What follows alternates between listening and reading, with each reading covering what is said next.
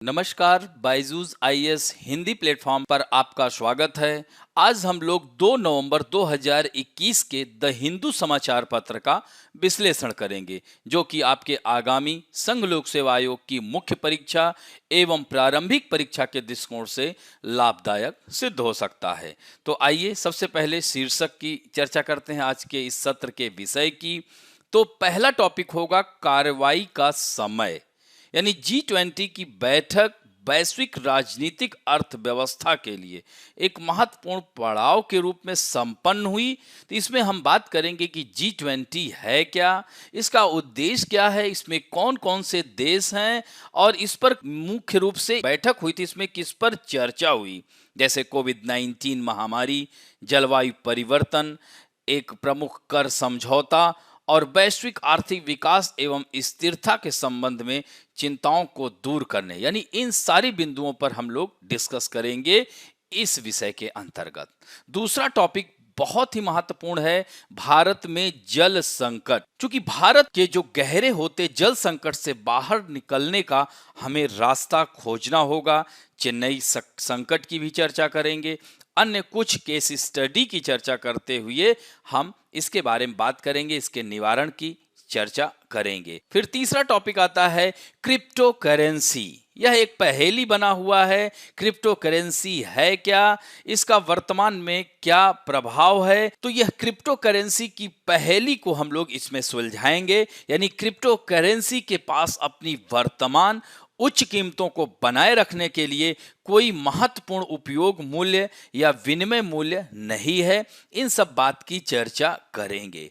फिर उसके बाद जो लास्ट टॉपिक होगा कश्मीर समस्या, यानी कश्मीर की जो जटिलता है, कश्मीर की जो नाजुकता है, उसके कई सारे जटिल कारण हैं। यानी कश्मीर जो है अगर देखा जाए तो एक तरफ पाकिस्तान, एक तरफ चीन से घिरा हुआ है और इधर अफगानिस्तान में भी सत्ता परिवर्तन के बाद, तालिबान के आने के बाद समस्याएं देखने को मिल रही हैं। तो इन सब जटिलताओं की चर्चा हम लोग इसके अंतर्गत करेंगे और अंतिम पड़ाव में हम बात करेंगे मुख्य परीक्षा अभ्यास प्रश्न की, जिसमें हम लोग चर्चा करेंगे कैसे प्रश्न को लिखा जाए और 2 प्रश्न आपको लिखने के लिए भी देंगे।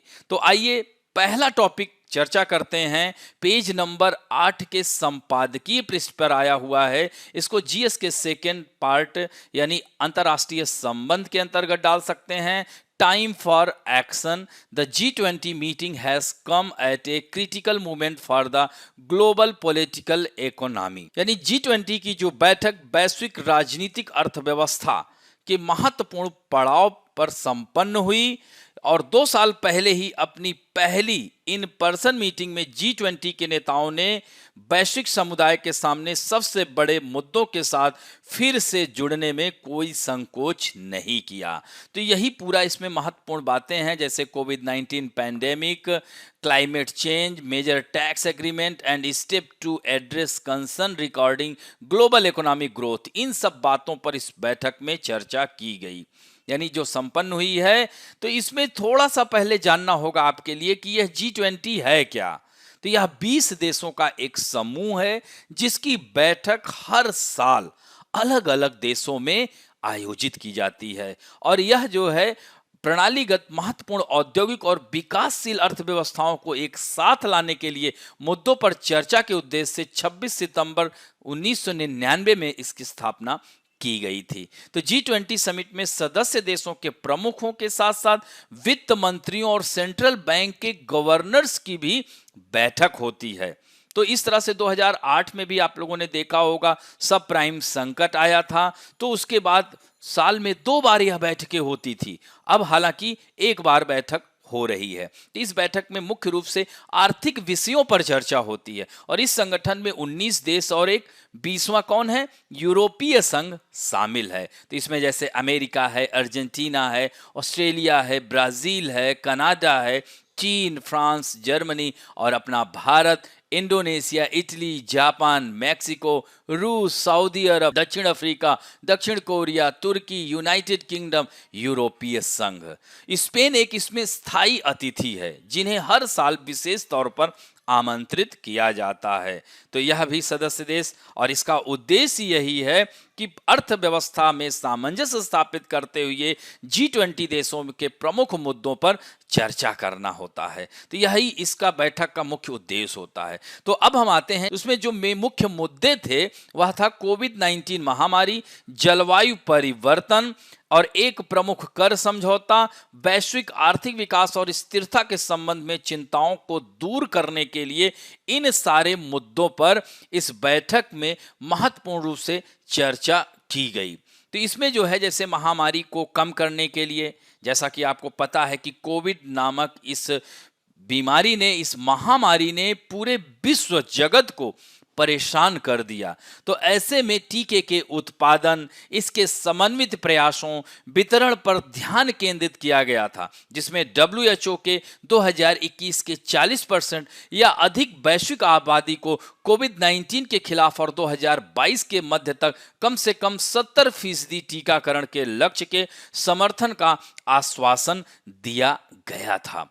तो इस तरह से G20 नेताओं की इस प्रतिबद्धता में निहित धारणा यह है कि विकासशील देशों में टीका की आपूर्ति को बढ़ावा देने की यह पहल सफल होगी और सहयोग से दुनिया को आपूर्ति और वित्त पोषण बाधाओं को दूर करने में मदद मिलेगी। और दूसरा बिंदु है जलवायु परिवर्तन।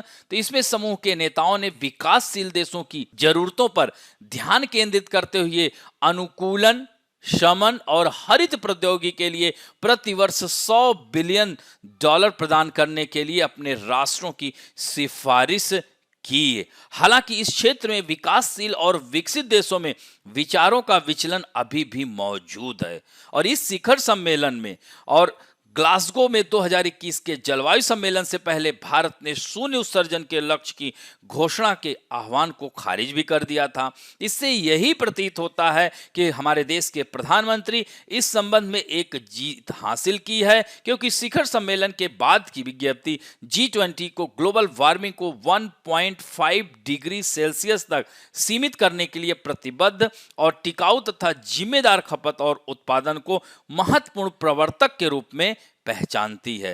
तो इस तरह से लॉकडाउन के चलते एक तरह से देखा जाए तो अर्थव्यवस्था पूरी तरह से लकवाग्रस्त हो गई। उसके बाद चल रहे नाजुक पोस्ट कोविड आर्थिक संबंध के सुधार में विश्व समुदाय अस्थिर स्थिति में है। तो अप्रत्याशित रूप से बढ़ती मुद्रास्फीति, ऊर्जा की कीमतों में वृद्धि, आप देख रहे हैं पेट्रोलियम और डीजल के दाम कितनी तेजी से बढ़ रहे हैं खासकर हमारे देश में, और आपूर्ति श्रृंखला की खतरनाक बाधाओं को देखते हुए G20 नेताओं ने यह पुष्टि करने के लिए जल्दी किया कि राष्ट्रीय प्रोत्साहन नीतियों को समय से पहले नहीं हटाया जाएगा। फिर भी वित्तीय स्थिरता को बनाए रखने, राजकोषीय स्थिरता के बीच कड़ी पर चलना एक चुनौती बनी रहेगी और वैश्विक वित्त में संभावित दुर्बलता से बचने के लिए G20 नेतृत्व अधिक स्थिर और निष्पक्ष अंतर्राष्ट्रीय कर प्रणाली बनाने के लिए न्यूनतम 15% कर के साथ बहुराष्ट्रीय कंपनियों पर दबाव बनाने में यह सहमत हुआ है। तो यह सिलिकॉन वैली के तकनीकी दिग्गजों को प्रभावित करेगा, क्योंकि इससे पहले से ऐसी कंपनियों के लिए अपेक्षाकृत कम कर वाले क्षेत्राधिकार में खुद को स्थापित करने से लाभ प्राप्त करना कठिन हो जाएगा।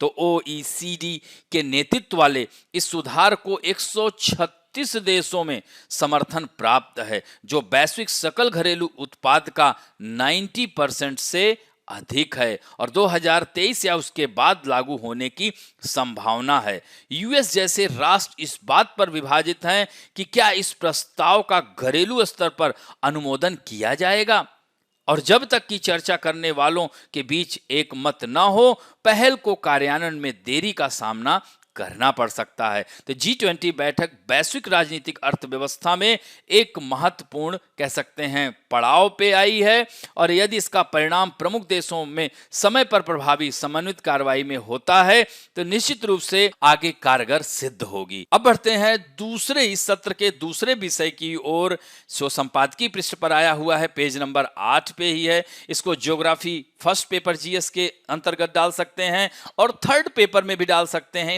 एनवायरनमेंट एंड इकोलॉजी के अंतर्गत। तो भारत के गहरे होते हुए जल संकट से बाहर निकलने का रास्ता खोजना होगा। Finding A way out of India's deepening water stress. तो इसमें जो महत्वपूर्ण बात है, जैसे understanding sources used, the Chennai example, और इसमें need for synergy, lesson from rural Punjab से सबक लेना होगा, प्रोटेक्टिंग रिसोर्सेज, ये सब महत्वपूर्ण बिंदु हैं। इनको एक एक करके आइए चर्चा करते हैं। तो भारत में जल संकट, जो गहरते जल संकट से बाहर निकलने का हमें रास्ता खोजना होगा। किसी भी नई राष्ट्रीय जल नीति का उद्देश्य जल संसाधनों के संरक्षण और कुशल उपयोग को प्रोत्साहित भी होना चाहिए। आप यहां पर मानचित्र के हिसाब से देख सकते हैं कि India faces a water crisis that's been building for decades and many soon reach a flash point, यानी डिप्लेशन ऑफ ग्राउंड वाटर। ये सबसे बड़ी समस्या होती जा रही है। भूमिगत जल धीरे धीरे कम होता जा रहा है। तो is a concern with 60% agriculture dependent on it.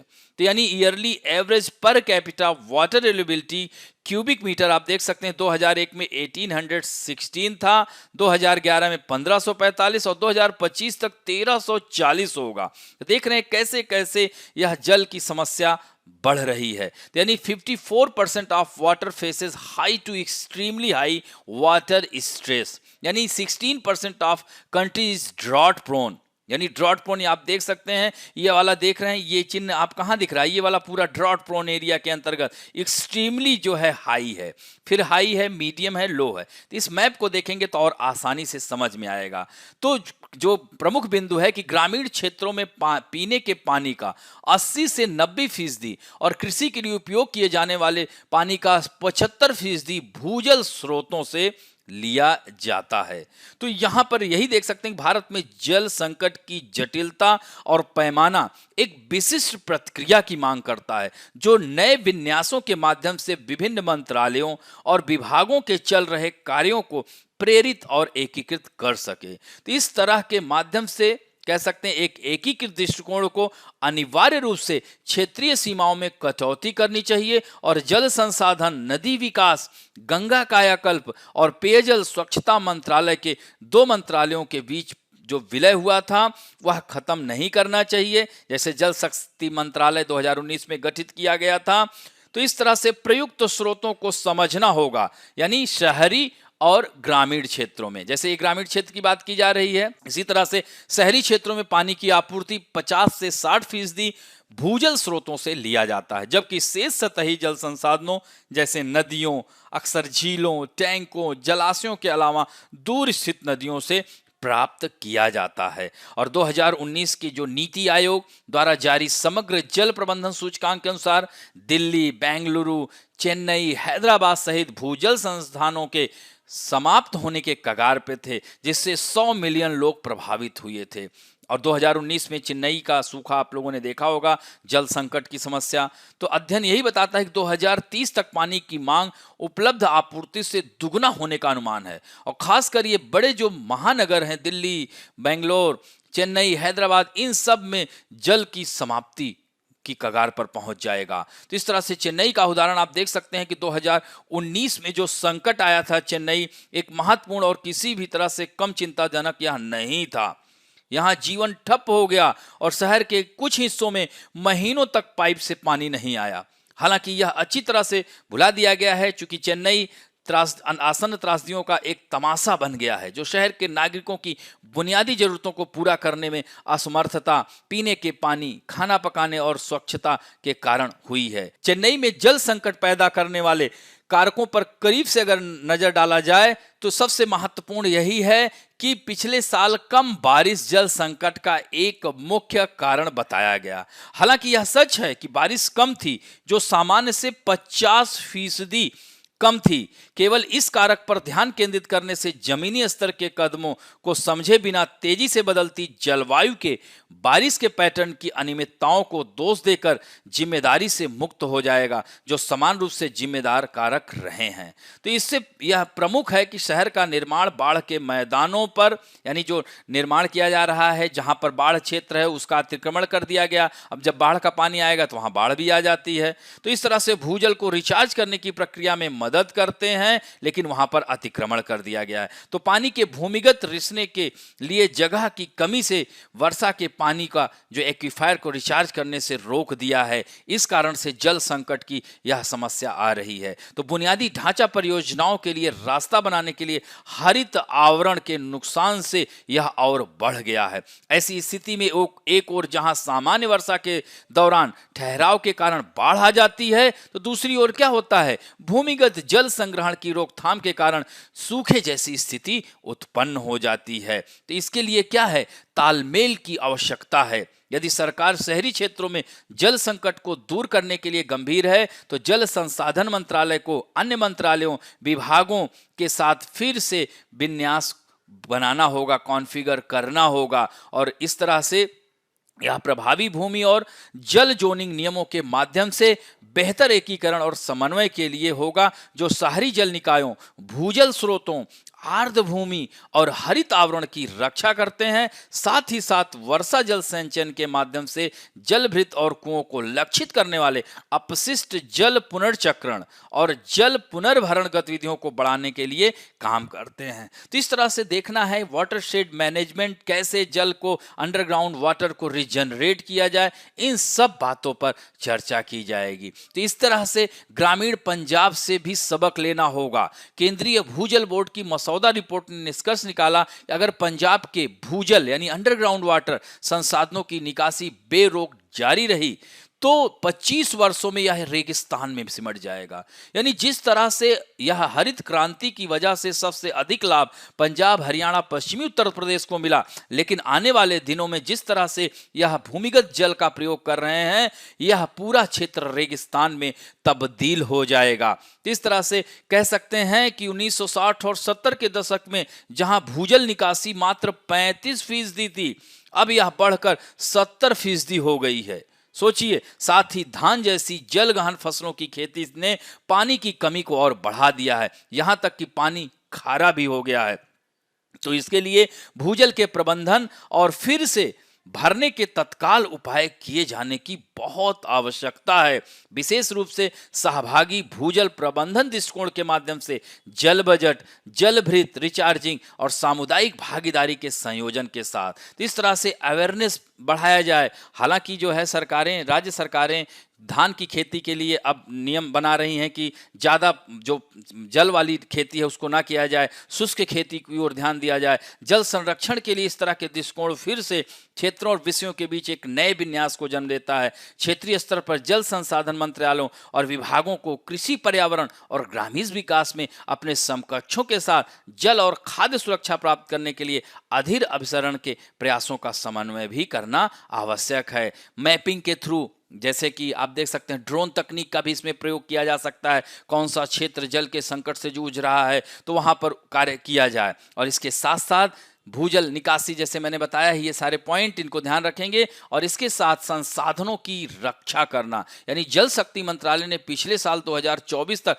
Bharat के हर घर में पानी के कनेक्शन उपलब्ध कराने की महत्वाकांक्षी योजना की घोषणा की। ये तो अच्छी बात है, यह घोषणा की गई। तो जल संसाधनों के निरंतर क्षरण और पानी की लगातार बढ़ती मांग को देखते हुए इस घर जो नहीं दिया जाए, इस पर जो है ज़्यादा नहीं, जो यहाँ पर सबसे महत्वपूर्ण जोड़ ये दिया जाए कि कैसे भूमिगत जल को हम बचाएं, जो जल है उसको कैसे हम बचा के रखें और वर्षा का जल को कैसे संरक्षण करें, तभी तो हर घर पानी पहुंच पाएगा। यह योजना मात्र जो है ला देने से कारगर नहीं होगा, इसके लिए हमें उपाय करने होंगे। सामुदायिक संगठनों का भी साथ लेकर चलना पड़ेगा। सरकार को नई जल नीति के मसौदे तैयार करने होंगे। पानी की आपूर्ति का वादा, इसके बजाय उद्देश्य क्या है, जल संसाधनों की रक्षा, यह बहुत आवश्यक हो जाता है। तो इस तरह से यह महत्वपूर्ण है कि इन सब बातों पर ध्यान रखा जाए तो जल की समस्या को दूर किया जा सकता है। अब बढ़ते हैं तीसरे महत्वपूर्ण टॉपिक, इसको जीएस के third paper economics and science and technology दोनों में डाल सकते हैं।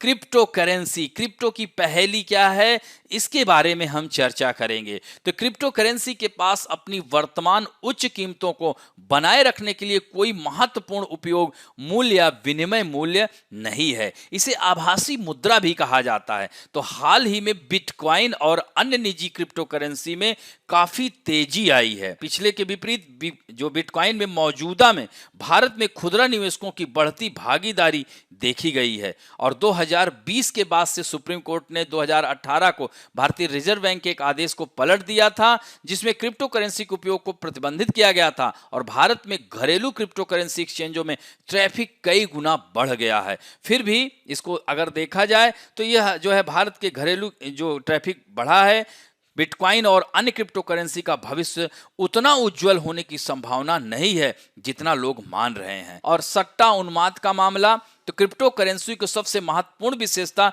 जो उसके उत्साही लोगों द्वारा दिखाई जाती है वह उसकी क्या है, सीमित आपूर्ति। इसीलिए यह सब समस्याएं हैं ऐसी दुनिया में जहां केंद्रीय बैंक बहुत ही साधारण तरीके से पैसा बनाते हैं। उन निवेशकों के लिए यह स्वाभाविक है जो वैकल्पिक संपत्तियों में निवास की तलाश करने के लिए अपने धन की रक्षा करना चाहते हैं, जिनकी आपूर्ति को आसानी से क्रैक नहीं किया जा सकता। तो केंद्रीय बैंकों द्वारा मुद्रा निर्माण के कारण सभी वस्तुओं की कीमत बढ़ जाती है और वैकल्पिक परिसंपत्तियों को मुद्राओं के रूप में अपनाने में तेजी आती है। किसी भी परिसंपत्ति का यानी जब केंद्रीय बैंक बहुत सारा पैसा बनाते हैं तो इससे न केवल भोजन और कारों जैसे सामानों की कीमतों में वृद्धि होती है, बल्कि सोने और चांदी जैसी वस्तुओं की कीमतों में भी वृद्धि होती है, जिन्हें मुद्रा के वैकल्पिक के रूप में माना जाता है। फिर भी विभिन्न कारणों से बिटकॉइन में जो सट्टा उन्माद के मामले से ज्यादा कुछ नहीं हो सकती है। तो इस तरह से आप देख सकते हैं कि यहाँ पर उदाहरण के लिए यानी एक के लिए क्रिप्टो करेंसी पैसों के रूप में अपनाने की सुविधा के लिए अकेले कमी पर्याप्त नहीं है। तो किसी भी परिसंपत्ति में कोई मूल्य रखने के लिए या तो उपयोग मूल्य या विनिमय मूल्य होना चाहिए और यह मौलिक मूल्य बदले में लंबे समय में इन परिसंपत्तियों की कीमत में परिलक्षित होता है। यानी उदाहरण के लिए स्टॉक और बॉन्ड में विनिमय मूल्य होता है जो इन परिसंपत्तियों से अपेक्षित नकदी प्रवाह पर आधारित होता है। तो संक्षेप में यही कह सकते हैं, क्रिप्टो करेंसी के पास अपनी वर्तमान उच्च कीमतों को बनाए रखने के लिए कोई महत्वपूर्ण मौलिक मूल्य ही नहीं है। तो यह एक पहेली बना हुआ है। फिर भी कई लोग यह मानते हैं क्रिप्टो करेंसी की बढ़ती कीमतें मुद्रा के रूप में उनके संभावित भविष्य के मूल्य को दर्शाती हैं और यह संभव है कि निवेशक बिटकॉइन की कीमत की बोली लगा रहे हैं क्योंकि वे भविष्य की में उम्मीद करते हैं कि निजी मुद्रा को व्यापक रूप से मुद्रा के रूप में या पैसे के रूप में स्वीकार किया जाता है। हालांकि वस्तुओं और सेवाओं के बदले जितनी अधिक क्रिप्टो करेंसी स्वीकार की जाती है, सरकारों द्वारा उन पर नकेल कसने की संभावना उतनी ही अधिक होती है। तो अब इसके लिए महत्वपूर्ण जैसे है कि धन जारी करना, यानी यह धन जारी करने पर सरकारों खासकर केंद्रीय बैंकों का एकाधिकार उनकी शक्ति और उनके प्रभाव के मूल में है। तो यह सरकारों को अपने बजट घाटे को निधि देने की अनुमति देता है, विशेष रूप से संकट के समय। यानी जब संकट की परिस्थिति होती है तो यह जो है निधि के रूप में कार्य करता है। वर्तमान महामारी जब कर राजस्व में अभूतपूर्व वृद्धि हुई है तो यह कहा जा सकता है कि केंद्रीय बैंकों को अर्थव्यवस्था में कुल मांगों के प्रबंधन के आदेश के तहत मुद्रा आपूर्ति के साथ छेड़छाड़ करने को भी अनुमान देता है। तो संक्षेप में कह सकते हैं कि पैसे पर एकाधिकार नियंत्रण सरकारों को मुद्राओं की आपूर्ति में वृद्धि करके नागरिकों पर अप्रत्यक्ष रूप से कर लगाने की अनुमति देता है और इस प्रकार उनका अवमूल्यन करता है। और यदि बिटकॉइन जैसी क्रिप्टो करेंसी अमेरिकी डॉलर जैसी फिएट मुद्राओं को विनिमय के माध्यम के रूप में चुनौती देने जा रही है तो वे अनिवार्य रूप से सरकार के प्रिंट और खर्च करने के अधिकार को चुनौती देंगे। और चीन ने हाल ही में क्रिप्टो करेंसी पर जो है पूर्ण प्रतिबंध लगाया है और अपनी केंद्रीय बैंक द्वारा जारी डिजिटल मुद्रा जारी करने की वह योजना भी बना रहा है। तो फिएट मुद्राओं के निजी विकल्प लोगों को विनिमय के माध्यम के रूप में उपयोग करने के लिए चुनने वाली मुद्राओं में अधिक विकल्प प्रदान करते हैं। तो पैसे में मुफ्त बाजार प्रतिस्पर्धा के लाभों को अर्थशास्त्री फ्रेडरिक हायेक ने द डीनेशनलाइजेशन ऑफ मनी में विस्तार से बताया था। सबसे फिएट मुद्राएं जो अंधाधुंध रूप से मुद्रित होती हैं, बस उपयोग से बाहर हो जाती हैं। यह वह परिणाम है जिसमें सरकारें डरती हैं और किसी भी कीमत पर इससे बचने के लिए संघर्ष करती हैं। तो इस तरह से यह क्रिप्टो की पहेली है। और क्रिप्टो करेंसी होती क्या है? तो यह एक आभासी मुद्रा है, एक डिजिटल मुद्रा है या किसी सिक्के या नोट की तरह ठोस रूप में आपकी जेब में नहीं होता है या पूरी तरह से ऑनलाइन पर आधारित होता है। तो व्यापार के रूप में बिना किसी नियमों के इसके जरिए व्यापार होता है। इसका कोई सरकार या कोई नियामक अथॉरिटी इसे जारी नहीं करता है। केंद्रीय रिजर्व बैंक ने इस साल फिर से डिजिटल करेंसी के कारण साइबर धोखाधड़ी के मुद्दे को उठाया है और 2018 में आरबीआई ने क्रिप्टो करेंसी के लेन देन को समर्थन को लेकर बैंकों और विनियमित वित्तीय संगठनों को प्रतिबंधित कर दिया था, लेकिन मार्च 2020 में सर्वोच्च न्यायालय ने इसके फैसले को पलट दिया था। यही कारण है कि तेजी से क्रिप्टो करेंसी का चलन हमारे देश में बढ़ा है। अब बढ़ते हैं अगले जो महत्वपूर्ण विषय है आज का टॉपिक, इसको जीएस के सेकंड पेपर आईआर के अंतर्गत और थर्ड पेपर सुरक्षा के अंतर्गत डाल सकते हैं। कश्मीर का इशू है जिसकी क्या है ग्राउंड रियलिटी, चीन फैक्टर कैसे काम करता है, पाकिस्तान का क्या है खुफिया तंत्र हमारा कैसा है, इन सब की चर्चा करेंगे। तो कश्मीर की जो नाजुकता के और कई जटिल कारण हैं इस पर हम लोग चर्चा करेंगे। तो जम्मू कश्मीर में जो कुछ हो रहा है उसे केवल तालिबानी कृत अफगानिस्तान द्वारा बनाए गए प्रोत्साहन तक सीमित करना भारत को महंगा पड़ सकता है। यह बहुत ही महत्वपूर्ण बिंदु है कि सिर्फ हमें तालिबान पर ही, तो थोड़ा सा जम्मू कश्मीर के बारे में देख लेते हैं कि यहाँ पर धारा 370 को जब हटाया गया तो जम्मू कश्मीर 2 केंद्र शासित प्रांतों में बदल गया। इधर आप देख सकते हैं लेह लद्दाख क्षेत्र है और इधर यह जम्मू कश्मीर क्षेत्र है। तो यह जो है लेह लद्दाख क्षेत्र यह एक केंद्र शासित प्रदेश है और यह इधर जम्मू कश्मीर। तो इस तरह से दोनों अगर देखा जाए तो सीमाओं पर अंतर्राष्ट्रीय सीमाओं से घिरे हुए हैं। तो सामरिक दृष्टिकोण से, कूटनीतिक दृष्टिकोण से यह बहुत ही महत्वपूर्ण केंद्र शासित प्रदेश है। और इसके पड़ोस में आप देख सकते हैं चीन, इधर आप देख सकते हैं कि तालिबान और इधर पाकिस्तान। तो यहाँ पर दूसरे मैप में हम अगर देखते हैं तो ये वाला है जम्मू कश्मीर वाला क्षेत्र है, इधर पाकिस्तान पूरी तरह से। तो यहाँ पर जनसंख्या की जैसे अगर देखा जाए जनसंख्या घनत्व तो ज़्यादा जम्मू कश्मीर में है कि लद्दाख में, तो ज़्यादा यहाँ पर पड़ेगा। तो यहाँ पर अभी आप हाल ही में कुछ दिनों पहले की घटनाओं को देखा जाए तो बहुत सारे लोग जो है प्रवासी लोग भी मारे गए और वहाँ पर रहने वाले लोग मारे गए। तो इससे जो है चिंता का विषय हो गया है। तो आज कश्मीर के कई हिस्सों में डर व्याप्त है, 1990 के दशक की याद दिला रहा है। यानी मौजूदा स्थिति की अगर तुलना की जाए तो लगभग एक समानता दिख रही है। पिछले कुछ हफ्तों में कई नागरिकों के साथ सुरक्षा और सशस्त्र बलों के कर्मियों को आतंकवादियों द्वारा मार दिया गया। तो कुछ को हाइब्रिड आतंकवादी के रूप में बताया जा रहा है, हालांकि यह स्पष्ट नहीं है यह वाक्यांश क्या दर्शा रहा है। तो जमीनी हकीकत यही है कि स्थिति पर एक अनुमानित प्रतिक्रिया हिंदुओं विशेष रूप से कश्मीरी पंडितों और प्रवासी श्रमिकों के पलायन की रही है, तो जो अपने जीवन और भविष्य के लिए डरते हैं। तो इस तरह से जम्मू कश्मीर में जो कुछ भी हो रहा है, यानी बाद में कश्मीर की जो धारा 370 के कमजोर पड़ने और तत्कालीन जम्मू और कश्मीर राज्य के 2 केंद्र शासित प्रदेशों में पुनर्गठन के बाद से लागू किए जा रहे हैं। तो अनुशासित लोकतंत्र के बारे में विभिन्न तिमाहियों में व्यक्त चिंताओं के बावजूद सुर्खियों से दूर रहने में कामयाब रहा था। तो मौजूदा आदेश के खिलाफ विरोध की तीव्रता को समझना संभव नहीं है और क्या वे एक परिवर्तन की स्वीकृति का गठन करते हैं। हालांकि हिंसा की घटनाएं जारी हैं, इसके बावजूद भी अगस्त 2019 में किए गए परिवर्तनों के बाद की हलचल को देखते हुए सतही शांति की एक डिग्री दिख रही है, जो मौजूद भी थी उसे बहुत अलग नहीं थी। तो यह शांति नियंत्रित परिस्थितियों से लाई गई थी या नहीं, यह समझना मुश्किल है। तो हालांकि जो है हाल ही में हिंसा की पुनरावृत्ति को देखते हुए यह स्पष्ट स्थिति नाजुक बनी हुई है। तो क्या इसका मतलब यही है कि अगस्त 2019 के बाद से किए गए परिवर्तन केवल विवेक पर इच्छा की जीत थे, जो कई दशकों के इतिहास की अनदेखी का संभव था, और यथास्थिति को बदलने के लिए पिछले कई प्रयासों की विफलता पर यह कह सकते हैं ओवर एस्टिमेशन था?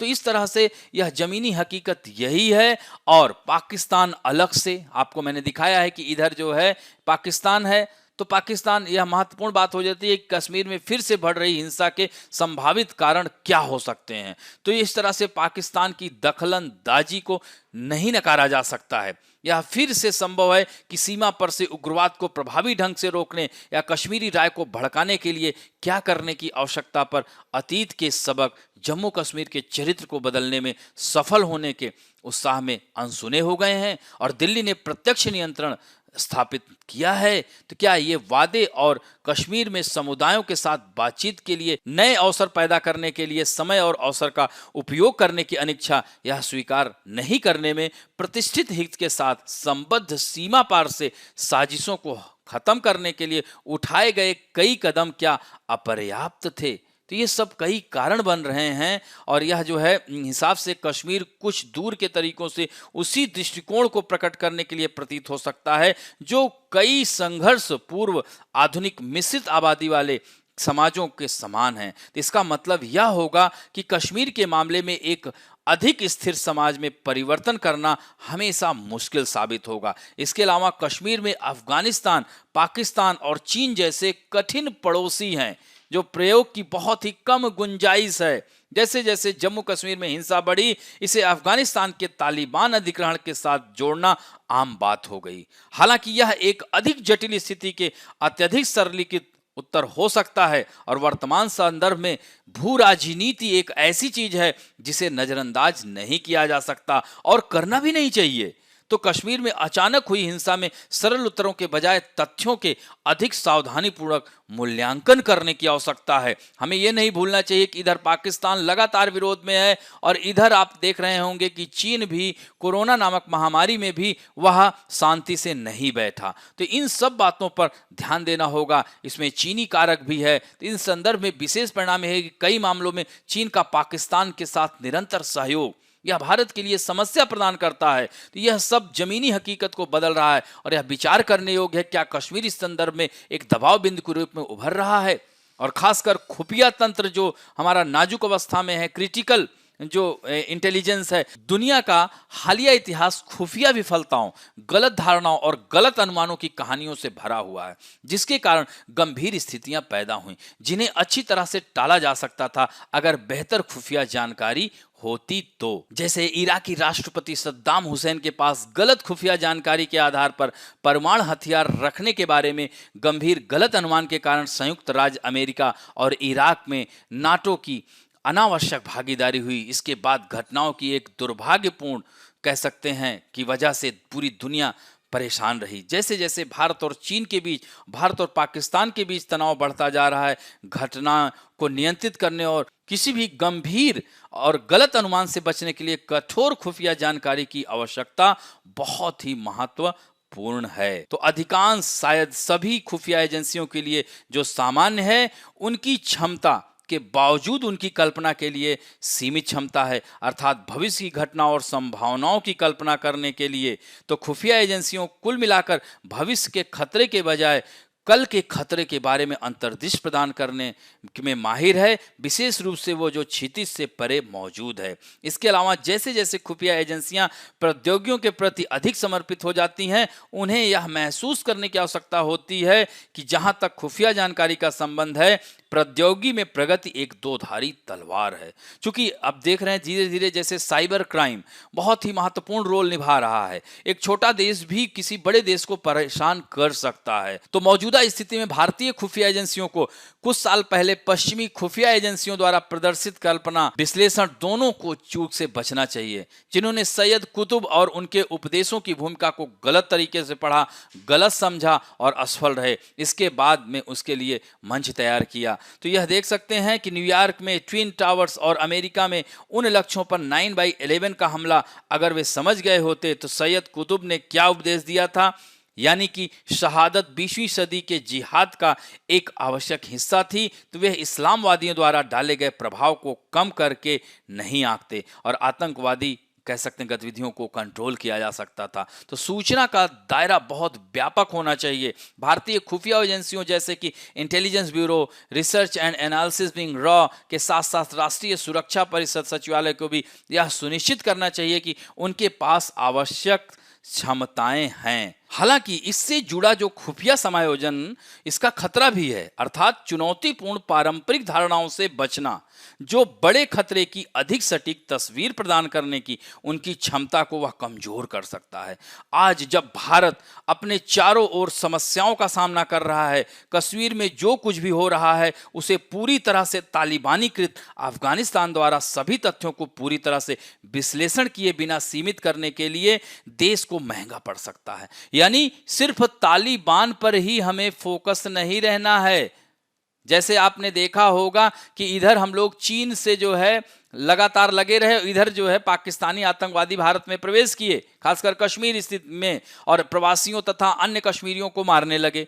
तो हमें जो है तीनों तरफ चौकन्ना रहना होगा। सिर्फ और सिर्फ इस समय तालिबान पर सिर्फ हमें कंसंट्रेशन नहीं बनाना होगा, हमें चीन की गतिविधियों पर भी ध्यान देना होगा, साथ साथ पाकिस्तान की। तभी हम अपने भारत की आंतरिक सुरक्षा को मजबूत कर सकेंगे और विदेशी ताकतों से अपने आप को महफूज रख सकेंगे। तो इस तरह से यह महत्वपूर्ण था टॉपिक। अब बात करते हैं मुख्य परीक्षा अभ्यास प्रश्न की। आज पहला प्रश्न है, हाल ही में G20 की बैठक वैश्विक राजनीतिक अर्थव्यवस्था के एक महत्वपूर्ण पड़ाव पर संपन्न हुई, इसके प्रमुख परिणामों पर परीक्षण कीजिए। तो G20 है क्या, इसका उद्देश्य क्या है, और इस बार की बैठक के प्रमुख जो मुद्दे थे उनकी चर्चा करते हुए इसे लिखना है 3 भागों में, यानी भूमिका, मुख्य भाग में यही सारे बिंदुओं को चर्चा करना है, और निष्कर्षतः यह कहना है निसंदेह यह संगठन आर्थिक गतिविधियों और अन्य समस्याओं से उबरने में एक महत्वपूर्ण भूमिका निभा रहा है। इसी तरह से दूसरा प्रश्न है, क्रिप्टो करेंसी को मुद्रा के रूप में अपनाने को सुविधाजनक बनाने के लिए एकमात्र इसका अनूठापन पर्याप्त नहीं है। इस पर विश्लेषण करना है। इसकी थोड़ा सा कह सकते हैं पक्ष में भी लिखना है और थोड़ा सा इसको आलोचनात्मक मूल्यांकन करते हुए, यानी भूमिका में जो है थोड़ा सा क्रिप्टो करेंसी को बताते हुए, इसका लाभ वर्तमान में भारत में तेजी से बढ़ रहा है, और वो क्यों बढ़ रहा है, तो आरबीआई के द्वारा जो प्रतिबंधित किया गया था उसको सुप्रीम कोर्ट ने उसके जो है निर्णय को पलटते हुए किया, जिसकी वजह से क्रिप्टो करेंसी में तेजी आई। और इस तरह से इसके थोड़ा सा साइड इफेक्ट की भी चर्चा करते हुए हमें इसका विश्लेषण करना है, और अंत में निष्कर्षता यह ध्यान देना होगा कि सरकार को भी इसमें खासकर आरबीआई को साथ लेकर के चलना होगा, और आरबीआई की दिशा निर्देश में अगर हो सकता है जैसे चीन अपनी खुद की वह क्रिप्टो करेंसी, इस तरह से भारत भी अपनी खुद की क्रिप्टो करेंसी जारी कर सकता है। और क्रिप्टो करेंसी क्या है, एक आभासी मुद्रा है। तो इस तरह से आज का अंक यहीं पर समाप्त करता हूं। आशा करता हूं कि आज का भी यह अंक आपको समझ में आएगा, और अच्छा लगे तो प्लीज लाइक, शेयर, सब्सक्राइब और बेल आइकन दबाना ना भूलें। धन्यवाद।